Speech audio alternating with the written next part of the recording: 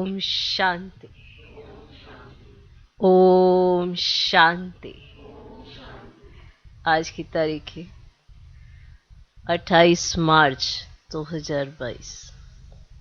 साकार महावाक्य। बाबा कहते, मीठे बच्चे, मनुष्य मत पर तो तुम आधा कल्प चलते हो, अब मेरी श्रीमत पर चल, पावन बनो तो पावन दुनिया के मालिक बन जाएंगे। बाबा कहते, मीठे बच्चे, मनुष्य मत पर तो तुम आधा कल्प चलते हो, अब मेरी श्रीमत पर चल, पावन बनो तो पावन दुनिया के मालिक बन जाएंगे। आज का प्रश्न, बेहद का बाप बच्चों को कौन सी आशीर्वाद देते हैं? बेहद का बाप बच्चों को कौन सी आशीर्वाद देते हैं और वह आशीर्वाद किन्हों को प्राप्त होती है? बेहद का बाप बच्चों को कौन सी आशीर्वाद देते हैं और वह आशीर्वाद किन्हों को प्राप्त होती है? उत्तर, बाप आशीर्वाद देते, बच्चे तुम 21 जन्म सदा सुखी रहेंगे, अमर रहेंगे। बाप आशीर्वाद देते, बच्चे तुम 21 जन्म सदा सुखी रहेंगे, अमर रहेंगे। तुम्हें कभी काल नहीं खाएगा, तुम्हें कभी काल नहीं खाएगा, अकाले मृत्यु नहीं होगी, अकाले मृत्यु नहीं होगी।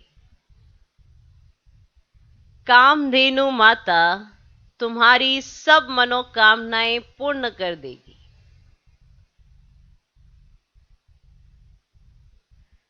कामधेनु माता तुम्हारी सब मनोकामनाएं पूर्ण कर देगी, परंतु तुम्हें इस विष को छोड़ना पड़ेगा, परंतु तुम्हें इस विष को छोड़ना पड़ेगा। ये आशीर्वाद उन्हें ही प्राप्त होती है जो श्रीमत पर इस अंतिम जन्म में पवित्र बनते और बनाते हैं।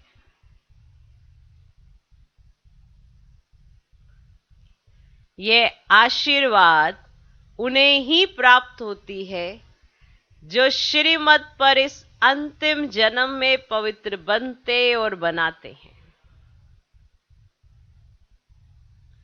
बाबा कहते, बच्चे, दुनिया बदल रही है, दुनिया बदल रही है, इसलिए पावन जरूर बनो।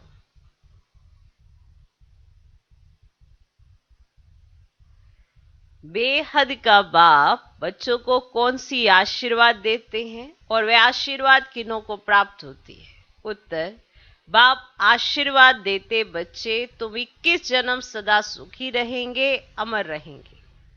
तुम्हें कभी काल नहीं खाएगा, अकाले मृत्यु नहीं होगी। कामधेनु माता तुम्हारी सब मनोकामनाएं पूर्ण कर देगी, परंतु तुम्हें इस विष को छोड़ना पड़ेगा। यह आशीर्वाद उन्हें ही प्राप्त होती है जो श्रीमत पर इस अंतिम जन्म में पवित्र बनते और बनाते हैं। बाबा कहते, बच्चे, दुनिया बदल रही है, इसीलिए पावन जरूर बनो। आज का गीत है ओम नमो शिवाय। ओम शांति। भगवान के बच्चों ने गीत सुना? भगवान के बच्चों ने गीत सुना? अब भगवान के बच्चे तो सभी हैं, जो भी मनुष्य मात्र हैं, सब भगवान को बाबा कहते हैं। वह सर्व का एक ही बाप है। लौकिक बाप को सर्व का बाप नहीं कहेंगे, बेहद का बाप सर्व का ही बाप है। सर्व का सद्गति दाता है और कोई की महिमा हो नहीं सकती। सभी उस निराकार बाप को ही याद करते हैं। तुम्हारी आत्मा भी निराकार है तो बाप भी निराकार है, उनकी ही तुमने महिमा सुनी है। परम पिता परमात्मा शिव बाबा, आप ऊंचे ते ऊंचे हो, सर्व के सद्गति दाता हो, सबकी सद्गति करते हो तो वह स्वर्ग के मालिक देवी देवता बन जाते हैं। मनुष्य मनुष्य की सद्गति कर ना सके, मनुष्य की कोई महिमा है ही नहीं।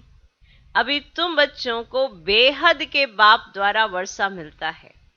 आधा कल्प तुम प्रारब्ध भोगते हो, उसको राम राज्य कहा जाता है। फिर द्वापर से रावण राज्य शुरू होता है। 5 विकारों रूपी भूत प्रवेश होते हैं। जैसे वह भूत अशुद्ध आत्मा जिसमें प्रवेश करते हैं तो वह बेताला बन जाता है, वैसे इन भूतों में नंबर 1 भूत का महाशत्रु है। आधा कल्प इस भूत ने तुमको बहुत दुखी किया है। अब इन पर जीत प्राप्त कर पवित्र बनो तो पवित्र दुनिया के मालिक बन जाएंगे। बाप ही सबसे प्रतिज्ञा कराते हैं। बाप कहते तुम पावन बनने की राखी बांधो तो 21 जन्म के लिए स्वर्ग पवित्र दुनिया के तुम मालिक बन जाएंगे। मैं आया हूं पतितों को पावन बनाने। अब भारत पावन था जब देवी देवताओं का राज्य था, अब नाम ही सुखधाम था, अब यह दुखधाम। एक तो काम कटारी चलाते, दूसरा लड़ते झगड़ते रहते हैं। देखो कितना दुख है। बाप आते ही है संगम पर। अब यह है कल्याणकारी संगम युग। तुम बच्चे सुखधाम में चलने के लिए अपना कल्याण करने आए हो, तो बाप कहते अब मेरी श्रीमत पर चलो। मनुष्य मत पर तो तुम आधा कल्प चलते रहे। सदगति दाता तो एक बाप ही है। अब उनकी श्रीमत से ही तुम स्वर्ग के मालिक बनते हो, है ना, बन जाते हो ना। तो बाकी ये शास्त्र तो पढ़ते पढ़ते अब कलयुग का अंत आ गए, तमो प्रधान बन गए। अपने को ईश्वर कहलाकर अपनी ही बैठ पूजा कराते हैं। तो शास्त्रों में प्रहलाद की बात दिखाई है। दिखाते हैं कि थंब से नरसिंह भगवान निकला। अब उसने आकर हिरण्यकश्यप को मारा। अब थंब से तो कोई निकलता नहीं है, बाकी सभी का विनाश तो होना ही है। बाप कहते हैं साधु संत महात्मा अजामिल जैसी पाप आत्माओं का भी उद्धार मैं आकर करता हूं। बाप आकर ज्ञान अमृत का कलश माताओं पर रखते हैं। माता गुरु बिगर किसकी सदगति हो ना सके। जगत अम्बा है कामधेनु, सभी की मनोकामना पूर्ण करने वाली, उनकी तुम बचियां हो। अब बाप कहते कोई भी मनुष्य मात्र की बात नहीं सुनो। पतितों को पावन बनाने वाला एक बाप है, तो जरूर कोई पतित बनाने वाला भी होगा। तो रावण राज्य में सभी पतित हैं। अभी वह पतित पावन बाप आया है स्वर्ग का वर्षा देने के लिए। तो कहते 21 जन्म तुम सदा सुखी रहेंगे। आशीर्वाद देते हैं ना। तो लौकिक माता पिता भी आशीर्वाद करते हैं, तो वह है अल्पकाल सुख के लिए। अब यह बेहद का माता पिता कहते हैं बच्चे तुम सदैव अमर रहो, वहां तुमको काल नहीं खाएगा, अकाले मृत्यु नहीं होगा, अब सदा सुखी रहेंगे। कामधेनु माता तुम्हारी सर्व कामनाएं पूर्ण करती है, सिर्फ विष को छोड़ना होगा, क्योंकि अपवित्र तो वहां चल नहीं सकेंगे। बाप कहते मैं तुमको वापस ले चलने आया हूं, सिर्फ पावन बनो। ऐसे नहीं कि बच्चे को शादी करानी है, ना अपने को पतित करना है, ना दूसरे को पतित होने देना है। ऐसे नहीं कि बच्चे को शादी करानी है। अब देखो कोई सोचते अब बच्चे शादी करना चाहते तो क्या करें। अगर हो सके तो ना खुद पतित होना है, ना बच्चे को होने देना है। जब खुद इतना अच्छा सा अमृत पी रहे तो बच्चे को क्यों विष पिलाते हो। मालूम है ना कि ये दुख की तरफ जाने का रास्ता है, सबको पता होता है, फिर भी क्योंकि अभी तो भगवान ने आके बताया ना कि अब ये दुख की तरफ जाने का रास्ता है, तो बच जाना चाहिए। तो ऐसे नहीं कि बच्चे को शादी करानी है, ना अपने को पतित करना है, ना दूसरे को पतित होने देना है। गालियां बहुत खानी पड़ेंगी ऐसे में, बहुत गालियां पड़ती हैं, बहुत गाली खानी पड़ती है। तो ना अपने को पतित करना है, न दूसरे को पतित होने देना है। इस मृत्यु लोक में अंतिम जन्म पवित्र जरूर बनना है, तब अमर लोक चलेंगे। बाप बैठ आत्माओं को समझाते हैं। हम आत्माएं समझ रही हैं? कौन बैठ कर समझाते हैं? बाप बैठ आत्माओं को समझाते हैं। आत्मा ही धारण करती है। तो बाप कहते तुम हमारे बच्चे हो। किसके बच्चे हो? बाबा के बच्चे हो ना, भगवान के बच्चे हो। तुम हमारे बच्चे हो। तुम आत्माएं परम धाम में रहती थी, अब फिर से ले चलने आया हूं। चलेंगे? जो पवित्र बनेंगे उनको साथ ले चलूंगा, फिर वहां से तुमको स्वर्ग में भेज दूंगा। ठीक? क्लियर? बात समझ में आ गई? बाबा कहते पवित्र बनेंगे तो साथ ले चलूंगा, और फिर वहां से तुमको मैं स्वर्ग में भेज दूंगा। मीरा ने भी विष का त्याग किया तो उनका नाम कितना बाला है। बाप कहते बच्चे अब पुरानी दुनिया बदल नहीं बनने वाली है। नई दुनिया में देवताएं राज्य करते थे, मैं ब्रह्मा द्वारा तुमको राजयोग सिखलाता हूं, तुमको श्रीमत देता हूं श्रेष्ठ देवता बनने के लिए। कृष्णपुरी में चलना है। श्री कृष्ण की देखो कितनी महिमा है इस समय, तो बहुत कितनी महिमा है। अब वह है सर्वगुण संपन्न। हमारी मत पर चलेंगे तो ऐसा लक्ष्मी नारायण बनेंगे। जिन्होंने कल्प पहले वर्षा लिया होगा वे श्रीमत पर चलेंगे, नहीं तो आसुरी मन मत पर चलते रहेंगे। ये बाबा भी उस निराकार से ही मत लेते हैं। शिव बाबा ब्रह्मा के तन में प्रवेश कर तुमको मत देते हैं। कहते हैं तुम सब सजन या अथवा भक्तियां हो। अब एक है साजन अथवा भगवान, तो मनुष्य को कभी भी भगवान नहीं कह सकते हैं। तो यह उल्टी मत तुमको मिली हुई है, इसीलिए तो तुम्हारी ऐसी दुर्गति हुई है। अब मनुष्य को कभी भी भगवान नहीं कह सकते, अब उल्टी मत मिल गई तो इसीलिए तो देखो तुम्हारी क्या हो गई, दुर्गति हो गई। मैं ही एक पार करने वाला हूं। ये गुरु लोग मेरे धाम को ही नहीं जानते तो मेरे पास ले कैसे आएंगे? मेरे घर का एड्रेस ही नहीं पता तो कैसे लेकर आएंगे? झूठ बोल रहे हैं कि हम ले जाएंगे ले जाएंगे। वो तो मेरे धाम को ही नहीं जानते तो मेरे पास कैसे ले आएंगे? मनुष्य तो जहां भी जाएंगे तो माथा टेकेंगे, जहां भी जाएंगे माथा टेकेंगे। इसीलिए मैं स्वयं ही लेने को आया हूं, फिर तुमको स्वर्ग धाम में भेज दूंगा। ठीक है? ठीक है? वो तो क्या करेंगे, हर जगह तुम्हारा माथा टिका देंगे और तुम्हें पता ही नहीं पड़ेगा कि रास्ता कौन सा है। हर जगह तुम ऐसे ऐसे माथा टेकते रहे। इसीलिए बाबा ने क्या किया, मैं ही आ गया हूं तुमको लेने। ठीक है? फिर मैं तुमको स्वर्ग धाम में भेज दूंगा। अब यह है और वह है विष्णुपुरी सूर्यवंशी। अब त्रेता को कहा जाता है राम राज्य, उसके बाद शुरू होता है रावण राज्य द्वापर से। तो भारत शिवालय से वैशाल्य बन जाता है।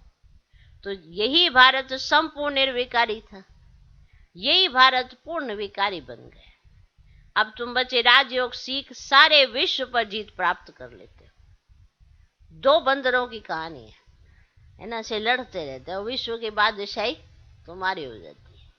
तो वे आपस में लड़ते हैं और विश्व रूपी माखन तुमको मिलता है, मिलता है ना। तुम केवल शिव बाबा और वर्षे को और स्वर्ग को याद करो। ठीक? तुम केवल शिव बाबा और स्वर्ग को याद करो। घर गृहस्थ में रहते हुए पवित्र बनो तो पवित्र दुनिया के मालिक बन जाएंगे। पवित्रता पर ही अत्याचार होते हैं। कल पहले भी हुए थे, अभी भी होंगे जरूर, क्योंकि तुम अब जहर नहीं देते हो। अब गाया भी हुआ है, अमृत छोड़ विष काहे को खाए।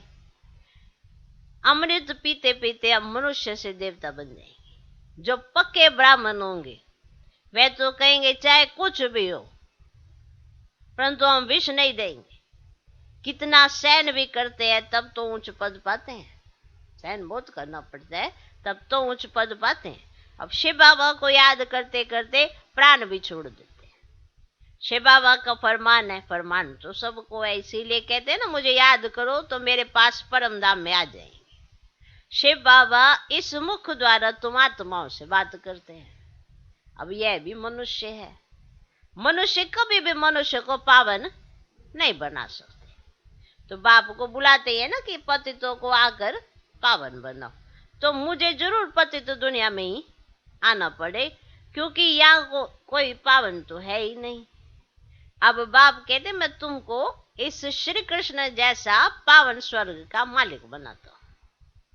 अगर कोई कहता है कि मैं बंधन में हूं तो बाबा क्या करे?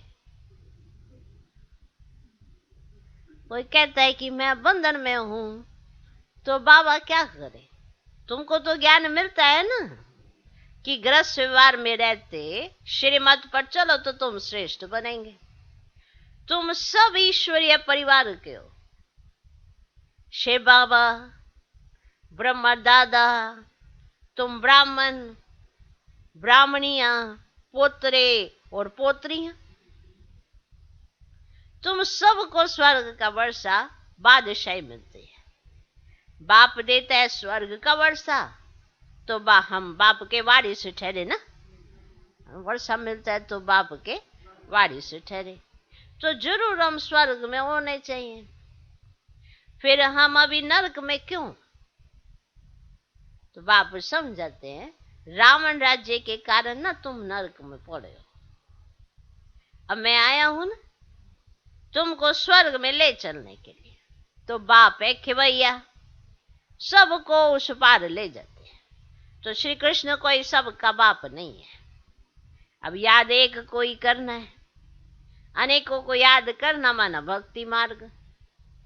तो एक बाप को याद करेंगे तो अंतमति सुगति हो जाएगी। तो एक बाप की श्रीमत गाई हुई है, ना कि अनेक गुरु गोसाइयों की। तो वे तो कह देते भगवान नाम रूप से न्यारा है, परंतु नाम रूप से न्यारी वस्तु तो कोई होती ही नहीं है। अब आकाश है, पोलार है, फिर भी नाम तो है ना। तो अब ये भारत कितना कंगाल है, देवाला मारा हुआ है। तो बाप कहते जब ऐसी हालत हो जाती है ना बच्चे, तो मैं आकर भारत को सोने की चिड़िया बनाता हूँ। क्या बनाता हूँ? अभी तो चिड़िया के ऊपर से सारा सोना चला गया तो, और बाबा बना देते सोने की चिड़िया। भी तो कंगाली छई हुई है, फिर इतना सोना होगा, इतना सोना होगा। अभी तो 2-4 भी किसके पास होता है तो इतना ऐसे ऐसे माना हो जाते हैं, है ना। फिर तो बहुत सोना होगा। अब भंबोर को आग लग तो लगनी ही है। पुरानी दुनिया सारी खल्लास हो नहीं बनेगी। तुम बच्चे श्रीमत पर स्वर्ग की राजधानी स्थापन कर रहे हो। अब यह है ईश्वरीय पढ़ाई है ना ये। तो बाकी सब है आसुरी पढ़ाई। तो इस पढ़ाई से तुम स्वर्गवासी बनते हो, तो उस पढ़ाई से तुम नरकवासी बनते हो। तो अब दैवी झाड़ दिन प्रतिदिन बढ़ता जाएगा। माया के तूफान भी बहुत लगते हैं। तब बाप कहते यह है दुख धाम। अब तुम मुझे याद करो, परम धाम को याद करो और सुख धाम को याद करो तो बेड़ा पार हो जाएगा। तो बाप आते हैं दुख धाम से शांति धाम में ले जाने के लिए, फिर सुख धाम में भेज देंगे। अब दुख धाम को भूलते जाओ, ठीक, दुख धाम को भूलते जाओ, बाप और वर्षे को याद करो। अच्छा, मीठे मीठे सिकले दे बच्चों प्रति माता पिता बाप दादा का याद प्यारो गुड मॉर्निंग। रूहानी बाप की रूहानी बच्चों को नमस्ते। हम रूहानी बच्चों की भी रूहानी बाप को नमस्ते नमस्ते नमस्ते। Good morning good morning good morning. धारणा के लिए मुख्य सर पहला पॉइंट, ज्ञान और योग से अपने बंधनों को काटना है। ज्ञान और योग से अपने बंधनों को काटना है। इस दुख धाम को भूल शांति धाम और सुख धाम को याद करना है। इस दुख धाम को भूल शांति धाम और सुख धाम को याद करना है। दूसरा पॉइंट, कुछ सहन करना पड़े, प्राण भी त्यागने पड़े, तो भी बाप ने जो पावन बनने का फरमान किया है उस पर चलना ही है। कुछ सहन करना पड़े, प्राण भी त्यागने पड़े, तो भी बाप ने जो पावन बनने का फरमान किया है उस पर चलना ही है। पतित कभी नहीं बनना है।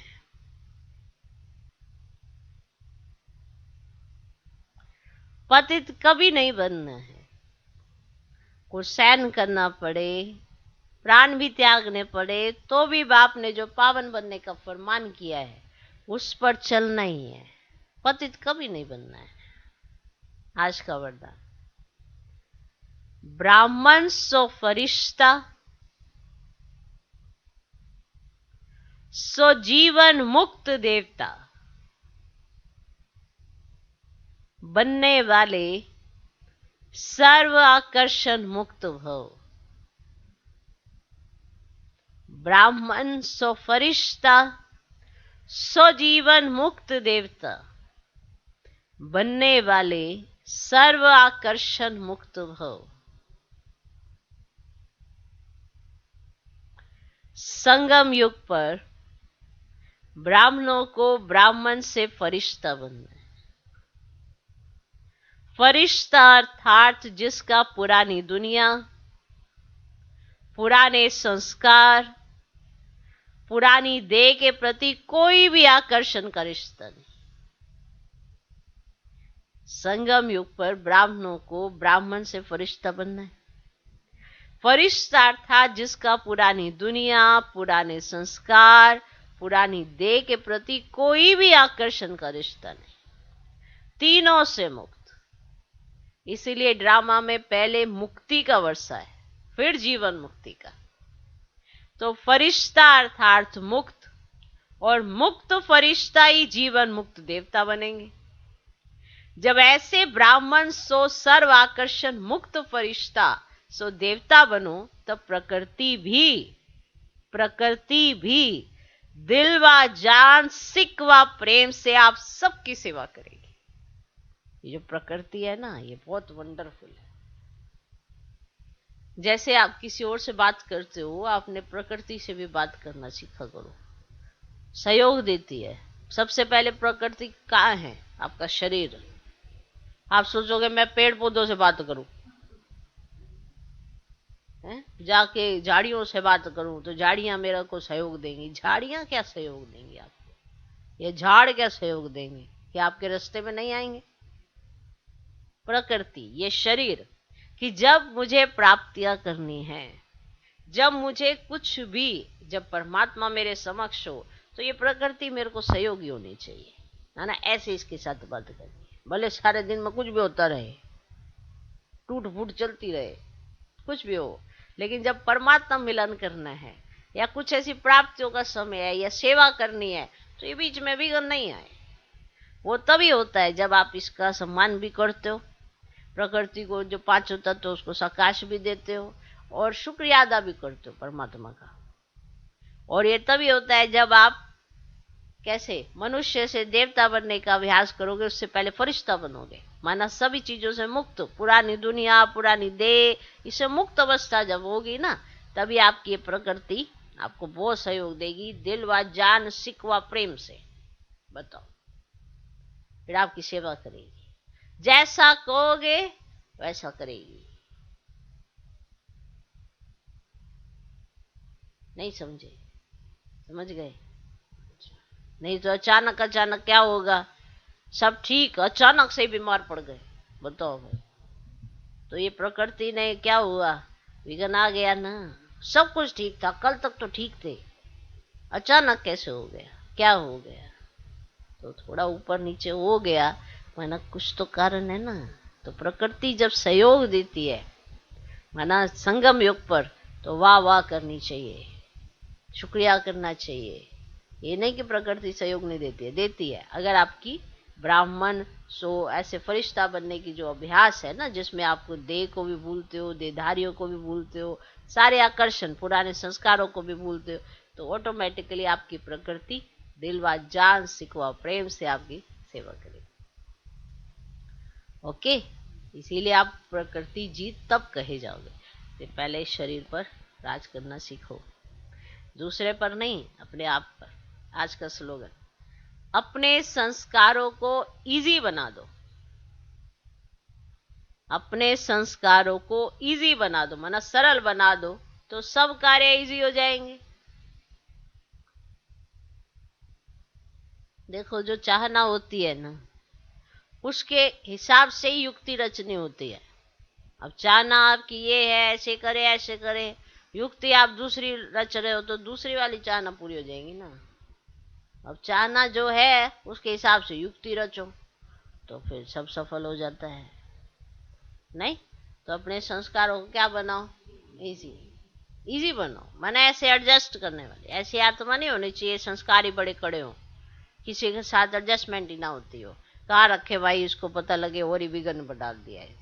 सेवा में आए थे ये, तो फिर डिस सर्विस करने वाली आत्मा है। कहाँ डालें इसको? जिनके संस्कार ऐसे टेढ़े बांक के होते हैं ना, तो वो किसी के साथ एडजस्ट नहीं करते, तो उनको कहाँ संगठन में डालेंगे? तो फिर उनको किनारे में कुर्सी पे डंडा देके बैठा देते हैं। जैसे बहुत सारी ब्राह्मण आत्माएं हैं, सब तरह की आत्माएं होती हैं। कई आत्माएं ऐसी होती हैं कि माना ऑलराउंडर सेवा करती हैं, जहाँ देखो वही दिखाई देती हैं, जहाँ देखो वही दिखाई देती हैं। अब ये तो है नहीं कि वो सर्वव्यापी हो गई हैं जो दिखी जा रही हैं, यहाँ देखो तो ये, यहाँ देखो तो ऐसे, मुंह लेकर थोड़ा घूम रही हैं वो 4-4 10-10, लेकिन वो सेवा करती हैं तो उनको जहाँ भी सेवा दिखती है तो वो पहुंच जाती हैं। कई ऐसी आत्माएं होती हैं, अपनी सेवा जो उन्हें मिली होती है वो छोड़ देती है, इधर उधर घूमती रहती हैं, तो वो भी तो कोई फायदा नहीं ना। ऐसे तो ऑफिस में कोई काम मिले तो अपना काम छोड़ के दूसरों के डेस्क पे जाके ऐसे माना, आओ मैं तुम्हें ऐसे मैंने पेपर निकाल के दूं, ये करूं, तो वो मालिक तो यही पूछेगा ना कि तुम्हारा काम हो गया क्या? वो कहेगा नहीं, मैं तो सहयोग दे रहा था। तो पहले अपने काम से योग लगा, फिर बाद में सहयोग दे, नहीं तभी तो अच्छा कह रहा जाएगा। लेकिन नहीं, कूद कूद के इधर उधर उधर जा जाके अब फिर पूछे जाएंगे कि आपने अपना कार्य किया, ले मैं तो दूसरों को सहयोग ही देती रह गई, मेरा कार्य तो हुआ नहीं। अब सुनो बैठ के, तो अपना कार्य करे, फिर बाद में सबको सहयोग दे। तो ऐसे इजी कार्य होता है अगर संस्कार इजी है तो, नहीं तो फिर तो एडजस्टमेंट करनी बड़ी मुश्किल होती है। उनका चेहरा देख कर सेवा दी जाती है। ऐसे कईयों को तो सब कुछ दे दी जाती है, चलो तुम इधर जाओ जहाँ मर्जी जाओ, जो भी सेवा दिखे करो। सेवा से मेवा मिलता है, माना भाग्य तो तभी बनता है। जो सेवा से जी चुराते रहते हैं ना, उनका भाग्य बनता नहीं है, और जितना बना वही खर्च करे जा रहे हैं। फिर कहते कुछ मिल नहीं रहा, कुछ मिल नहीं रहा, मिलेगा कहाँ से? पहले किया वही खाए जा रहे हो, और नया तो कुछ बनाया ही नहीं। तो अपने संस्कारों को इजी माना सरल बना दो, तो सब कार्य इजी हो जाएंगे। ओके, मातेश्वरी जी के अनमोल महावाक्य है। परमात्मा करण करावनार कैसे है? ओके, कि परमात्मा करण करावनहार कैसे है? बहुत मनुष्य ऐसे समझ बैठे हैं कि ये जो अनादि बना बनाया सृष्टि ड्रामा चल रहा है वो सारा परमात्मा चला रहा है, इसलिए वो कहते हैं कि मनुष्य के कुछ ना ही हाथ, करण कराम हार स्वामी, है ना, सब कुछ परमात्मा ही करता है। वो ऐसे समझ के बैठे हैं जो सुख दुख दोनों भाग परमात्मा नहीं बनाया है। अब ऐसी बुद्धि वालों को कौन सी बुद्धि का जाएगा? पहले पहले उनको यह समझना जरूर है कि यह अनादि बनी बनाई सृष्टि का खेल वो परमात्मा जो अब बनाता है ना, अब वही चलता है। जिसको हम कहते हैं यह बनी बनाई का खेल ऑटोमेटिकली चलता ही रहता है, तो फिर परमात्मा के लिए भी कहा जाता है कि यह सब कुछ परमात्मा ही करता है। तो यह जो परमात्मा को करण करावनार कहते हैं, यह नाम फिर कौन सी हस्ती के ऊपर पड़ा है? अब इन बातों को समझना है। पहले तो यह समझना है कि यह जो सृष्टि का अनादि नियम है वो तो बना बनाया है। जैसे परमात्मा भी अनादि है, माया भी अनादि है, तो ये चक्र भी आदि से लेकर अंत तक अनादि अविनाशी बना बनाया है। तो जैसे बीज में, बीज कोई भी चीज का बीज होता है ना। अंडरस्टूड, वृक्ष का ज्ञान है ना, माना बीज बोया जाता है, वृक्ष पैदा हो जाता है। अब ये वृक्ष को थोड़ा पता है कि कैसे, लेकिन बीज के अंदर वो ज्ञान है ना वृक्ष का, है ना। और वृक्ष में अंडरस्टूड बीज है, दोनों कंबाइंड है ना। अब बीज में वृक्ष का ज्ञान है और वृक्ष के अंदर बीज है, दोनों है ना कंबाइंड। तो दोनों अविनाशी हैं। बाकी बीज का क्या काम है? बीज बोना, झाड़ निकालना। ठीक, अगर बीज ना बोया जाए तो वृक्ष उत्पन्न ही नहीं होता। तो परमात्मा भी स्वयं इस बारी सृष्टि का बीज रूप है और परमात्मा का पार्ट है बीज बोना। तो परमात्मा ही कहते हैं ना कि मैं परमात्मा ही हूं, तब जब बीज बोता हूं। अब बीज नहीं बोया जाए तो वृक्ष कैसे निकलेगा? मेरा नाम परमात्मा ही तब है जब मेरा परम कार्य है, जो मेरा परम कार्य है, मेरी कार्य ही है जो मैं खुद पाठधारी बन बीज बोता हूं। तो अभी समय क्या कर रहे हैं? ये अभी समय क्या, नई सृष्टि का क्या हो रहा है? बीज ही तो बोया जा रहा है ना। तो सृष्टि की आदि भी करता हूं और अंत भी करता हूं। मैं करणधारी बन बीज बोता हूं, बीज बोता हूं ना इस समय। तो बीज बोने का मतलब है रचना करना। तो पुरानी सृष्टि की अंत करना और नई सृष्टि की आदि करना, इसको ही कहते हैं कि परमात्मा सब कुछ करता है। समझ में आ गई? तो इस समय परमात्मा सब कुछ करता है, बीज बोता है, और जो पुरानी सृष्टि है उसका अंत होता है। तो इसका पूरा ज्ञान, पूरी समझ परमात्मा संगम पर आके देता है। तो संगम पर बीज बोया जाता है और बाकी का वृक्ष ऐसे होता है। तो परमात्मा कैसे सुख दुख से कैसे बंधा है, या आदि आदि अंत क्या है, मध्य क्या है, ये सारी नॉलेज इस समय बाबा आके स्वयं ही देता है। ओके।